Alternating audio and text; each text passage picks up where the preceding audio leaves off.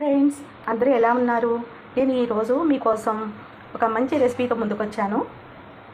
ఈ వేసవికాలం చాలా ఎక్కువగా ఎండలు ఎక్కువగా ఉన్నాయి కదా ఫ్రెండ్స్. మరి ఈ వేడిని మనం తట్టుకోవడానికి ఈరోజు నేను చెప్పబోయే రెసిపీ చాలా మీకు ఉపయోగపడుతుంది ఫ్రెండ్స్.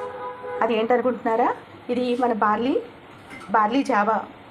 ఈ వేసవికాలంలో మనం ఈ వేడిని తట్టుకోవడానికి మీకు చక్కటి చాలా సులువైనటువంటి ఒక రెసిపీని తెలియజేస్తున్నాను.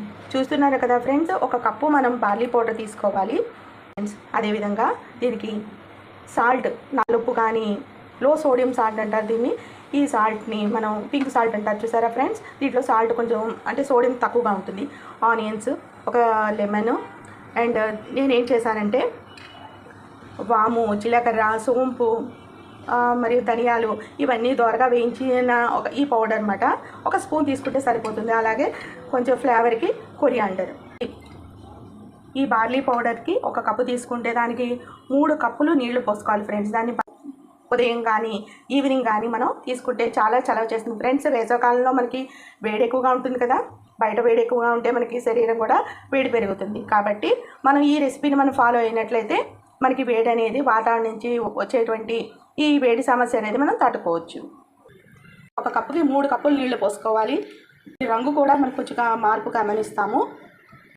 ఇలా పలుచగా వస్తుంది, మనకి సిద్ధమవుతుంది అన్నమాట. దీంట్లో మనకి ఒక కొంచెం చిటికెడు వేయించిన పొడి చూపించాను కదా, ఇందాక చెప్పాను కదా ఫ్రెండ్స్.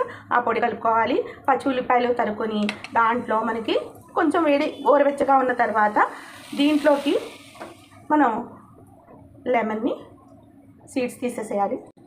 కొంచెం సీడ్స్ తీసేసి ఇలా లెమన్ని పిండుకొని చూస్తున్నారు కదా ఫ్రెండ్స్, దీన్ని మనం చక్కగా తీసుకోవచ్చు. చాలా హెల్తీ రెసిపీ ఫ్రెండ్స్. దీన్ని మీరు కూడా ఇంట్లో ట్రై చేయండి.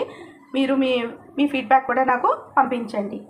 చూస్తున్నారు కదా, చాలా ఈ వేసవికాలంలో మనకి చాలా వేడి ఎక్కువగా ఉంటుంది కాబట్టి వేడిని తట్టుకునేటువంటి బార్లీ రెసిపీ అనుభూతిని మీ యొక్క ఫీడ్బ్యాక్ని నాకు షేర్ చేయండి ఫ్రెండ్స్. ఓకే ఫ్రెండ్స్, మరి యొక్క వీడియోతో మీ ముందుకు వస్తాను. అంతవరకు సెలవు. Signing off your journey Revathi.